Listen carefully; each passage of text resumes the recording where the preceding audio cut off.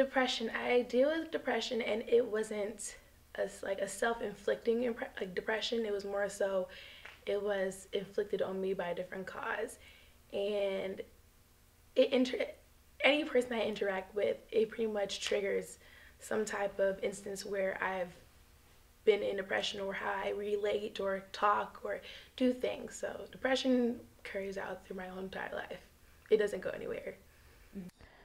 On a day-to-day basis, it affects me to where I don't want to get up, like, at all. I know, like, college students say don't want to get up and go to school anyways, but it's like, seems like it's 10 times harder, because sometimes when I want to get up, it's like something is just pushing me down.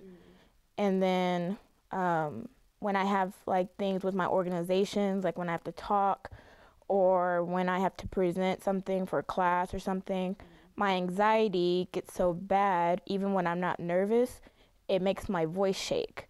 And it makes people think that something's really wrong with me. I'm just like, no, it's just my body. Like, it just happens.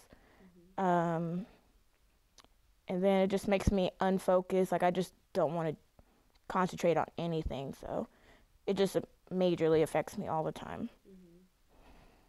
So Tourette syndrome is a neurological disorder, which is basically my symptoms are just strictly motor tics. So y'all may see me on campus moving my face or moving my eyes and stuff. And about 2-3 years ago, it started getting worse. So I've gotten on medicine for it, and different medicines have different side effects, but you find the right dosage and it kind of works for you. So, I mean, I obviously would rather I don't have it, but I have it and I'm going to make the best of it. So I don't let it stop me from doing anything. I'm still involved. I still have a few leadership positions, and I still perform well academically, and I make sure that I don't let this, disorder that I have prevent me from doing anything that I want to do.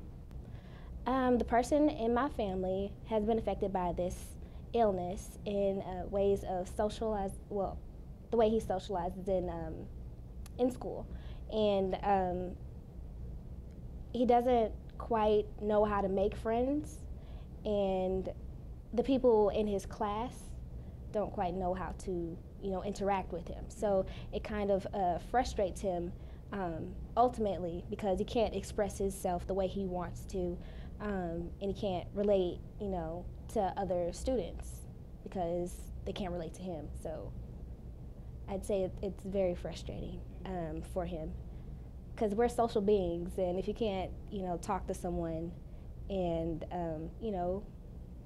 express yourself, then times is going to be hard for you. So on a day-to-day basis, she needs assistance. She's not able to do certain things on her own. And when I first saw her, because she lives in Chicago, so I'm 10 hours away from her, and when I first saw her with this disease, she seemed lost all the time. It comes in different stages, and the stage that she's in, she needs help getting dressed, taking a shower. Sometimes she'll do these, what they call episodes, and she'll relive things in the past, and they tell you to go along with it. And so one time I was talking to her, she thought she was on a mission trip that she had took a long time ago, and she was explaining these different things to me, and she doesn't really recognize me like she does with some of my other family members that live there. And so her self-esteem, she gets kind of nervous, and she's not exactly as confident as she used to be. And at times she does get embarrassed by some of the things that she does. And so, I mean, it's just kind of hard to see her in that aspect. They're kind of funny and quirky, but there's cool ways I found to cope with it. A is makeup. I love makeup. If I look crazy doing makeup, it's okay, because it's probably one of my best ways to do it, because in the process of, in the midst of me being raped, I was called ugly and over again. And before that, I never thought I was a very adorable, cute child. So I was like, you know what? Let me start doing makeup. And, I didn't know where to start. So my Aunt Jan, once again, came in and saved the day. And she took me to MAC, and I went to town. Started messing with eye mascaras and, liquid eyeliner and foundations and primers, and doing my hair and just making myself feel good on the inside, as well as kind of portray that I'm okay on the outside. What I would say to people would be to definitely seek help, because I know me growing up, after my parents finally kind of knew something was wrong, they didn't really want to get me taken care of. So when I got to college, I went out and tried to find like a doctor that could take care of me. Or I know a lot of people don't like going to therapy. I didn't like going to therapy because I felt like they wanted to just drill me with questions, and I didn't want to be asked too many questions. It was annoying. But some people like it, being able to talk to somebody. Medicines work, but being around positive people really works.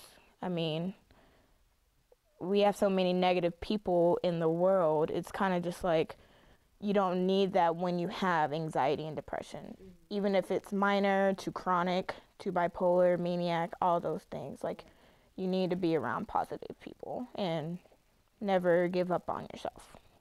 I want people to know that even if you have a mental or neurological disorder or issue, like, you still can, live a normal life. You still can not let it hinder you from doing anything you want to do. I think, just overall in the community, but specifically in the Black community, we always, we try not to, we try to hide our issues. If somebody has a mental disorder, it's like they think, oh, people are gonna think I'm crazy, so we just ignore it. And I think you can do more harm than good if you ignore a disorder rather than if you treat it and just are where you have it and then deal with it.